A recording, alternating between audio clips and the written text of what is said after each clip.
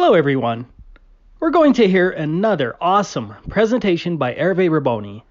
As a quick introduction, Hervé sailed around the world as a participant in the 1993 through 94 Whitbread race, which also put Hervé at the 50th south latitude, where he circumnavigated our flat Earth.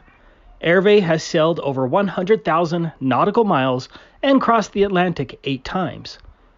To summarize Hervé's presentation, if the globe were real, there should be roughly 24 time zones matching the pathway of the sun in relation to the rotation of the Earth as shown in this illustration. There should be 24 time zones in the north and 24 time zones in the south. These time zones should roughly match longitude lines, and the distances between these time zones should be equal in the north and south at the same latitude. I think everyone can pretty much understand that. Unknown to nearly everyone, this illustration here is misleading and doesn't match reality because there are actually 19 time zones in the north and 32 time zones in the south. That certainly doesn't make sense under the globe. So why are there more time zones in the south than in the north? It is because the Earth is flat. Under a flat Earth, the 24-hour time zones, like longitude lines, would continually spread out as the time zones move from north to south, as shown here. To hide this fact, the conspirators added extra time zones and half-hour time zones in the south and took away time zones in the north. For example, that is why you can have 4 time zones in the continental United States and 2 in Australia, even though they are about the same width. Time zones hide our flat Earth reality. Anyways, let's get to Hervé's presentation. Please remember that a lot of time and effort goes into these presentations and no one makes any money on this. I also want to thank Florian Mitchell for helping with the translation. Thank you. Bonjour, mon nom est Hervé Riboni. Je suis platiste depuis 7 ans. Je voudrais partager avec vous quelques réflexions concernant le dossier de la Terre plate qui, à ma connaissance, n'ont pas encore été mentionnés dans tout ce que j'ai pu voir et entendre sur le sujet. Le but de cette vidéo est d'amener de nouveaux éléments aux chercheurs de vérité pour aider à la conception d'une carte de la Terre plate. J'ajouterai que cet exposé un peu technique n'est peut-être pas recommandé pour ceux qui abordent le sujet. Mon expérience de marin professionnel dans des courses de voiliers en haute mer m'a amené entre autres à faire un tour du monde par les 50e de latitude sud qui passe par le cap de Bonne-Espérance à la pointe sud de l'Afrique, le cap Lewin en Australie et le cap Horn en bas de l'Amérique du Sud, communément appelé par les platistes le Grand Cercle. J'ai aussi traversé 8 fois l'Atlantique et parcouru plus de 100 000 milles nautiques. Ainsi, j'espère que mon expérience pourra contribuer à une approche un peu différente sur le sujet. Quand j'étais skipper, en tant que capitaine, j'ai beaucoup utilisé les cartes marines et quand je me suis ouvert à la théorie de la Terre plate, je me suis demandé comment on fait les manipulateurs pour passer d'une surface plane à une sphère sans que ce soit trop évident que quelque chose ne fonctionne pas avec les trajets, les distances et le positionnement des continents. Par quelle méthode les manipulateurs ont-ils réussi à tromper la population entière sans que cela ne paraisse sur les cartes que nous utilisons? Comme tous les platistes le savent déjà, la partie nord de la Terre plate est beaucoup plus petite en superficie que la partie sud, contrairement à la sphère du système héliocentrique où les deux hémisphères sont supposés être identiques. Il faut donc nécessairement, pour passer de la partie nord de la Terre plate à l'hémisphère nord de la boule, créer de la surface terrestre, agrandir cette partie du monde et étirer aussi les pays proportionnellement à la surface ajoutée. Cette transformation n'est pas quelque chose de discret. Il faut donc qu'il y ait des changements majeurs, quelque chose de visible et d'illogique pour réaliser ce tour de force. Pour commencer, regardons attentivement les fuseaux horaires. Les fuseaux horaires sont séparés en 24 heures autour de la Terre comme on le voit ici sur l'image. Ils se déploient de manière égale tout autour du globe, d'est en ouest dans le sens des longitudes. Ou, plus précisément, devraient être séparés en 24 fuseaux horaires identiques suivant la position du Soleil par rapport à la rotation de la Terre. Cependant, si on observe seulement la partie très au nord, on s'aperçoit que l'Alaska et le Canada sont étirés vers l'ouest et que petit à petit, ils empiètent sur le fuseau horaire qui est à leur gauche. Ils se décalent de plus en plus, à tel point que l'Alaska, au niveau du détroit de Bering, a une heure locale de 3 heures, alors qu'au même moment, Au même endroit, il est minuit en Russie sur exactement la même longitude. Il manque ici 3 heures, de 0 heure ou minuit en Russie à 3 heures du matin en Alaska. À l'ouest du détroit de Bering, c'est la même chose. On voit qu'il manque aussi 2 heures de fuseau, celui de 18 heures ici et celui de 20 heures. Donc, dans cette partie du nord du globe, il y a seulement 19 fuseaux horaires sur 24. En étirant le Canada, l'Alaska et la Russie sur moins de fuseaux horaires, ici et là, cela crée de l'espace au détroit de Bering ainsi qu'une large étendue de mer juste sous le détroit. Cela crée la superficie supplémentaire dont les manipulateurs ont besoin pour la transformation. Si à l'inverse, on garde le même étirement des deux continents, mais en utilisant les 24 fuseaux horaires, on se retrouve avec 3 fuseaux horaires juste sur l'Alaska. Et en parcourant ces latitudes d'est en ouest, on changerait de zone horaire sur trop peu de kilomètres, ce qui ne correspondrait pas aux distances sur le modèle de la sphère et éveillerait les soupçons. Maintenant, si l'on essaye de placer logiquement ces territoires avec les 24 fuseaux horaires officiels, le résultat se rapprochera beaucoup de cette vieille carte de la Terre plate, ou de celle-ci.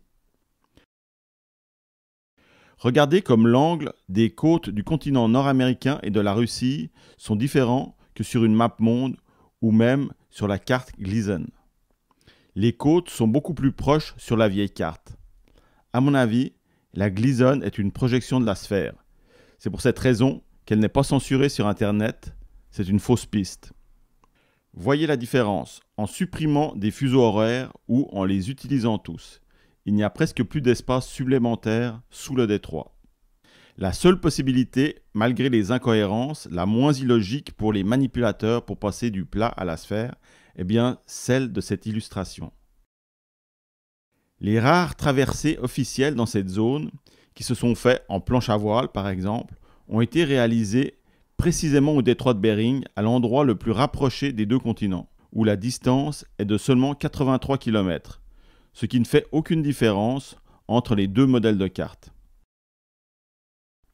Par contre, pour une traversée plus au sud, il faut se rendre jusqu'à Vladivostok, 3500 km plus bas, pour retrouver la première ligne aérienne qui se rend à Seattle avant d'aller à Anchorage, ou de Tokyo à Vancouver pour les traversées maritimes. Ce qui laisse une grande zone ici, avec pour ainsi dire, pas de données crédibles quant à l'exactitude des cartes, sans trafic aérien ni maritime direct entre les deux continents, une région aussi mystérieuse et interdite que l'Antarctique, qui, avec la pseudo-rivalité USA-Russie de l'après-Deuxième Guerre mondiale, décourage encore de nos jours les curieux d'aller naviguer dans ces eaux peu accueillantes. Finalement, une zone idéale pour faire mentir les cartes. Si nous revenons au fuseau horaire et qu'on regarde maintenant les pays un peu plus au sud, les 24 fuseaux horaires sont présents et chaque pays utilise l'heure du fuseau horaire qui correspond à sa position. Encore plus au sud, à partir de la latitude 40 nord, on voit que les fuseaux horaires se multiplient avec des demi-heures et qu'il existe même 2 fuseaux horaires supplémentaires ajoutés dans le Pacifique Sud, à l'est de la Nouvelle-Zélande. Il y a donc officiellement 19 fuseaux horaires dans la partie très au nord du globe et au minimum 32 dans la partie sud. On remarque également que les endroits où les fuseaux horaires sont multipliés et ajoutés sont ou en pleine mer comme les îles du Pacifique, ou alors ont un littoral ouvert à l'océan au sud, comme l'Iran, l'Inde, la Birmanie ou l'Australie, de sorte que dans les deux cas, il est impossible de savoir comment se déploieraient ces multiples 32 fuseaux horaires sur une sphère, puisqu'il n'y a pas de large terre habitée au sud de ces territoires. Les 32 fuseaux horaires se perdent en mer, ce qui peut être pratique pour les manipulateurs afin de cacher la transformation. On remarque aussi que les USA et l'Australie ont sensiblement la même largeur, 4000 km pour l'Australie et 4500 km pour les USA, ce qui fonctionne sur le globe. Ils ont également une position en latitude comparable, bien que les USA sont un peu plus au nord par rapport à l'Australie au sud. Leur emplacement en latitude est quand même assez similaire pour faire une comparaison des fuseaux horaires pour chaque pays utilisé sur leur largeur.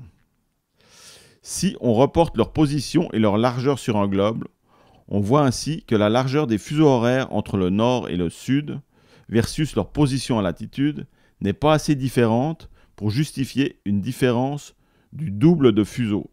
Car en effet, nous constatons qu'il y a 4 fuseaux horaires aux États-Unis et seulement 2 utilisés en Australie pour la même largeur de pays. Bien qu'en Australie, ils aient rajouté au milieu une zone d'une demi-heure pour nous faire croire à un 3e fuseau, et que l'Australie, sur cette fausse projection, déborde sur le fuseau horaire des 22 heures. Il y a en fait, pour les Australiens, que 2 zones d'heures de passage du Soleil qui sont réellement utilisées comme indiqué ici.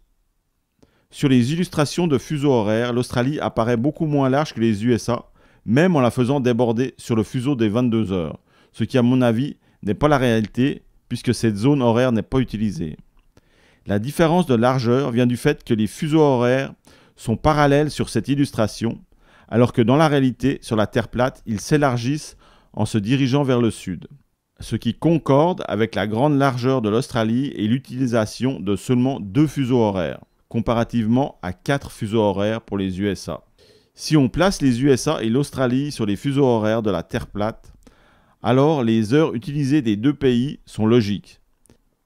Comme les fuseaux ne s'élargissent pas vers le sud sur cette projection, il est obligatoire d'étirer les surfaces terrestres au nord pour garder les fuseaux horaires parallèles et ainsi maintenir l'aspect d'une boule avec 2 hémisphères symétriques. On constate que tout cela n'a aucune logique sur une sphère avec 2 hémisphères symétriques, mais par contre est beaucoup plus cohérent sur une Terre plate avec la partie nord plus petite que la partie sud. Sur un schéma simplifié, les fuseaux horaires modifiés des manipulateurs ressembleraient à ceci sur une Terre plate. On remarque que plus on s'éloigne du centre, plus les manipulateurs ont créé de fuseaux horaires, pour cacher les plus grandes distances pour changer de zone horaire du sud par rapport au nord. Pour boucler le tour de la Terre, nous voyons qu'en continuant vers l'est, ici, l'étirement des pays diminue du nord au sud pour retrouver le bon fuseau horaire à la longitude 0 de Greenwich, avec le soleil à nouveau bien placé, prêt pour le tour suivant. Alors, puisqu'on parle de l'Australie et des USA, il y a quelque chose d'intéressant à observer ici.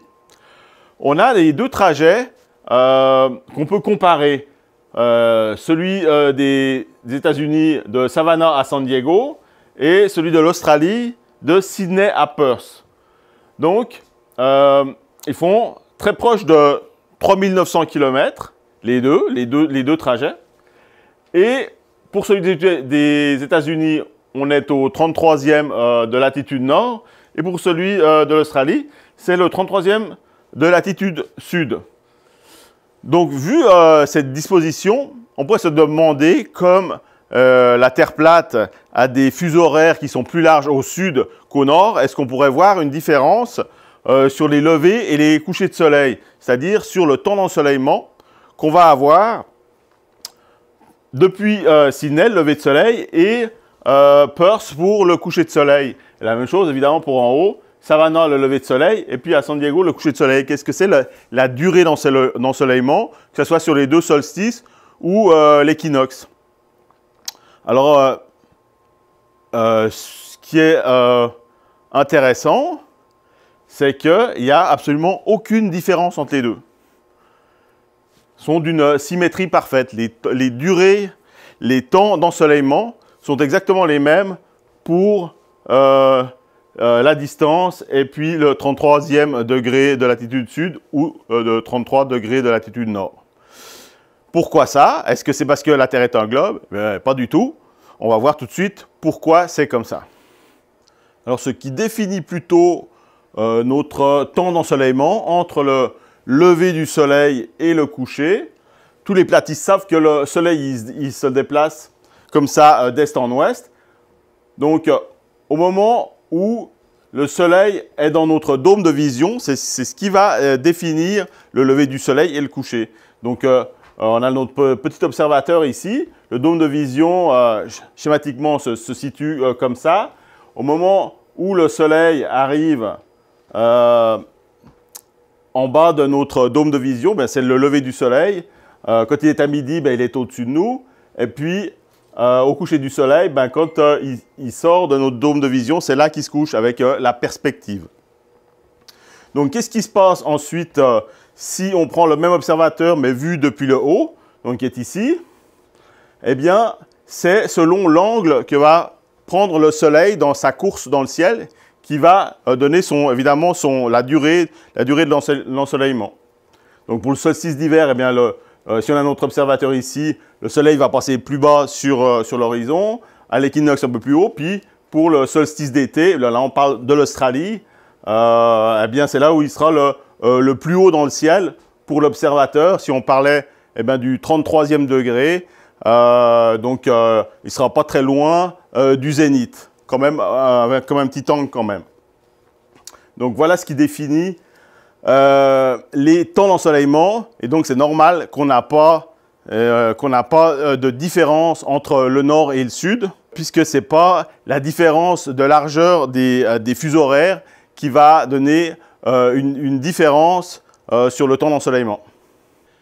Et donc c'est aussi pour cette raison que les manipulateurs peuvent tricher avec les fuseaux horaires qui sont plus larges au sud qu'au nord, mais comme notre temps d'ensoleillement est défini par notre dôme personnel de vision et qu'il est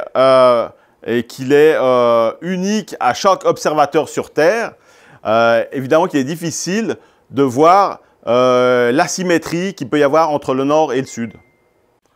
Alors, est-ce qu'il n'y a vraiment pas de différence entre le nord et le sud qu'on peut remarquer? Eh bien oui, il y en a une. Elle est avant le lever du soleil et après le coucher du soleil. Dans la partie nord, on va avoir de la clarté, beaucoup plus de clarté avant le lever du soleil que dans la partie sud, et on va avoir beaucoup plus de clarté après le coucher du soleil que dans la partie nord, donc plus de clarté après le coucher du soleil que dans la partie sud. Pourquoi? Parce que le soleil, dans la partie sud, il va s'éloigner beaucoup plus vite de l'observateur. Vous voyez, l'observateur qui est au nord, le soleil tourne plus serré et donc il va rester plus proche plus longtemps. C'est pour ça qu'on va avoir des longues soirées d'été dans la partie nord, et dans la partie sud, l'obscurité tombe très vite. On le remarque aussi, c'est encore plus évident quand on navigue, puisqu'il n'y a pas de montagne pour cacher le soleil. Donc, dans l'hémisphère nord, quand on navigue proche du solstice d'été, pendant l'été, proche du 50e parallèle nord, on va non seulement avoir une clarté beaucoup plus longtemps, mais on va même voir la clarté du soleil derrière l'horizon toute la nuit. Ce que je n'ai jamais vu dans l'hémisphère sud, dans les 50e sud.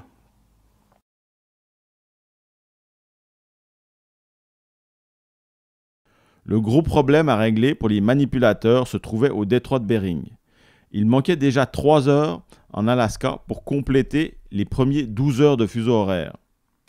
Les manipulateurs avaient besoin d'un miracle au détroit de Bering, soit d'arrêter le temps pendant 3 heures, ou avancer de 21 heures et retrouver la bonne heure solaire un jour plus tard. Mais comment faire?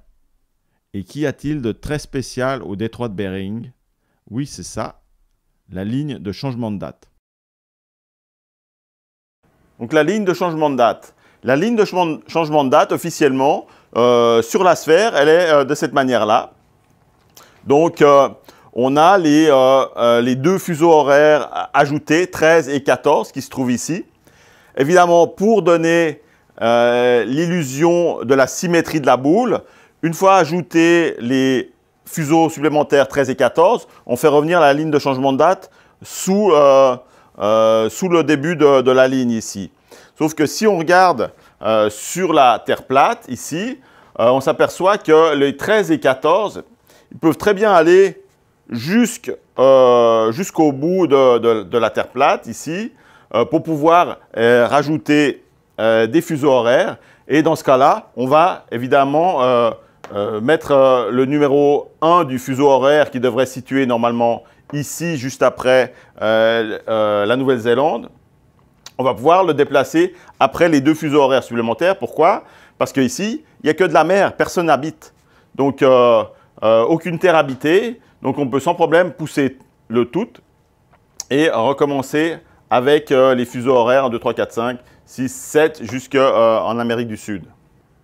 Alors, bien sûr, on fait apparaître les 2 fuseaux horaires supplémentaires, 13 et 14, à l'équateur, puisque au nord, on ne veut pas en rajouter des fuseaux horaires, on veut en enlever pour garder l'illusion de la symétrie de la boule. Donc, on le fait commencer à partir de l'équateur et on l'amène jusqu'en bas de la Terre plate.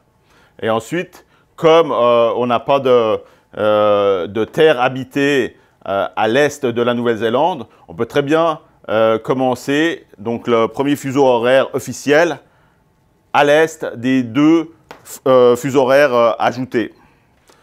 On peut dire aussi que la ligne de changement de date est l'endroit idéal pour supprimer et ajouter des fuseaux horaires, car comme il y a un changement de date, justement, c'est beaucoup moins évident qu'il va ou manquer des heures ou en ajouter.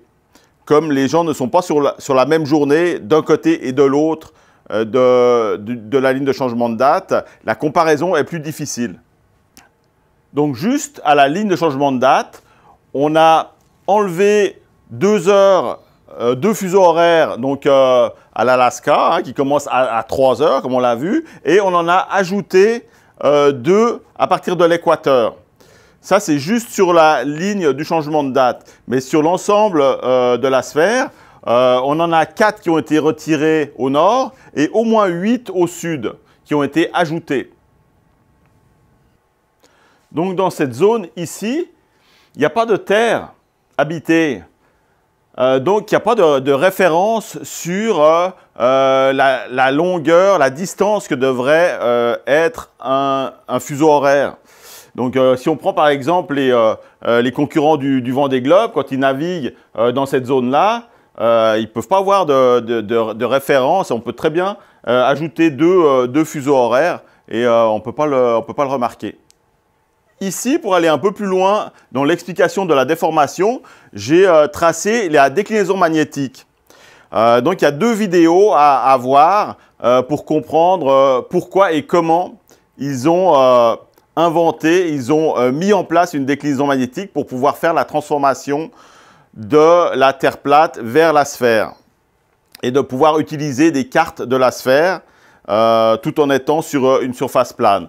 Donc, avoir ces deux vidéos, mais disons pour être résumé, on va dire que pour la partie sud, la déclinaison magnétique va dévier, parce que c'est une déclinaison S, elle va dévier les directions dans ce sens-là, par ici, ce qui correspond à nos 2 fuseaux horaires qui ont été rajoutés ici. On va déplacer les directions, les caps des bateaux vont être déviés dans cette direction. Et pour le nord, c'est plus pour une transformation d'une surface plane en un hémisphère, de manière à étirer la surface terrestre. Alors voilà, c'est tout pour cette capsule. Si vous voulez voir les 2 vidéos sur la déclinaison magnétique qui expliquent comment on a pu transformer nos cartes donc d'une surface plane en une sphère sur les cartes que nous utilisons, c'est sur la chaîne de Taboo Conspiracy. Elles sont en anglais, mais c'est un anglais vraiment de base puisque c'est moi qui fais la présentation. Donc voilà, je vous dis à bientôt et merci de votre écoute.